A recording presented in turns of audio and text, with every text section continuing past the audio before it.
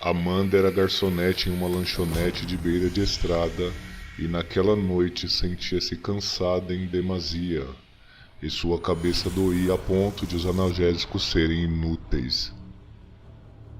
Depois de atender seu último cliente, ela caminhou até o banheiro para lavar o rosto e ajeitar o cabelo, e enquanto fazia isso, seu cliente terminava uma xícara de café.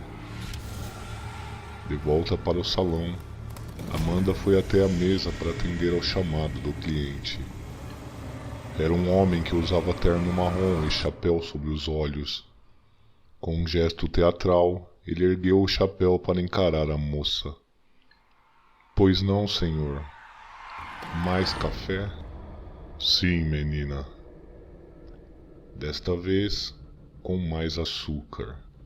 Amanda não demorou a voltar com a xícara fumegante para pousá-la sobre a mesa, e ao fazê-la, fora surpreendida com a mão do homem a segurar a sua.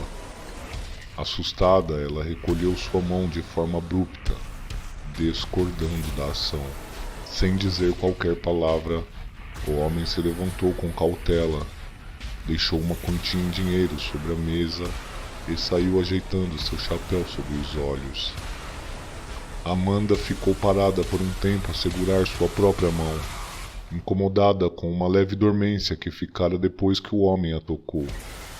A dor de cabeça cessou e no lugar do cansaço, uma força extraordinária tomou conta daquele corpo franzino, o que a fez sentir-se totalmente revigorada.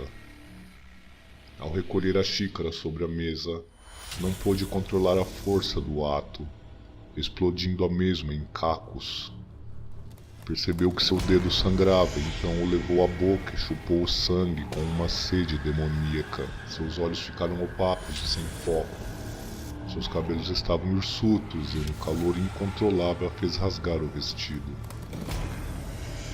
Foi quando Douglas, que ficava no caixa, se aproximou, pousando a mão em seu ombro. Entretanto, ao fazê-lo, fora jogado para longe por uma força imensurável e invisível. Amanda se contorcia no meio do salão, como uma dança débil. Vez em quando, cuspia para longe, golfados de sangue que pouco a pouco iam sujando todo o piso branco da lanchonete. Seus olhos reviravam quando ela abriu os braços em forma de cruz e começou a levitar até que seus pés não tocassem mais o chão. Uma força oculta empurrou as cadeiras e mesas. Depois quebrou as vidraças e as garrafas na prateleira. Do lado de fora, uma tempestade de vento varria as calçadas e agitava as copas dos arbustos de beira de estrada. De repente, as luzes do salão piscaram sem parar, até que a máquina de música explodiu, lançando raios de energia por todo o lado. Foi quando o corpo suspenso no ar despencou sobre o chão, trazendo de volta a paz e o silêncio monótono do lugar. Douglas, seu colega de trabalho, caminhou com cautela para perto do corpo desfalecido e se ajoelhou para conferir a respiração. Está viva, pensou, deixando aflorar um tímido sorriso no rosto. Sentada sobre uma cadeira, Amanda tomava um copo d'água enquanto Douglas tentava entender o que acontecera minutos atrás. Você se lembra do que aconteceu aqui, Amanda? Tudo o que me recordo é de uma sensação de conforto me tomando por inteira.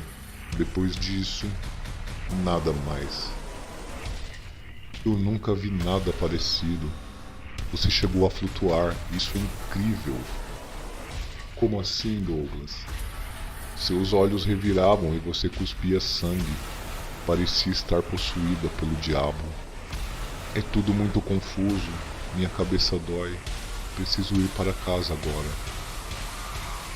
Fique aqui. Vou chamar ajuda. Douglas caminhou até o aparelho telefônico e ligou para a polícia. Ao voltar, Amanda havia partido, deixando para trás seu rastro de destruição. Ele correu até a porta e chamou pela amiga. Entretanto, elas já se afastaram bastante para não o ouvir. Enquanto caminhava por uma rua de terra batida e mal iluminada, sentiu a presença de alguém. Era o homem com o chapéu sobre os olhos que seguia ao seu lado. Estranhamente, Amanda sentiu-se segura na presença do desconhecido. Era como se ela o conhecesse há tempos, mas que não pudesse se lembrar de onde nem como. "O que houve comigo?" perguntou com um tom afável. "Você despertou." Amanda perdeu-se por um instante em um breve devaneio, e ao se dar conta da realidade novamente, o homem havia desaparecido. Seu corpo arrepiou, então ela apertou os passos e seguiu para casa sem olhar para trás. No dia seguinte, ela servia uma mesa quando sentiu seu nariz sangrar. Então correu para o banheiro e enquanto abria a torneira, ouviu quando alguém anunciou o assalto.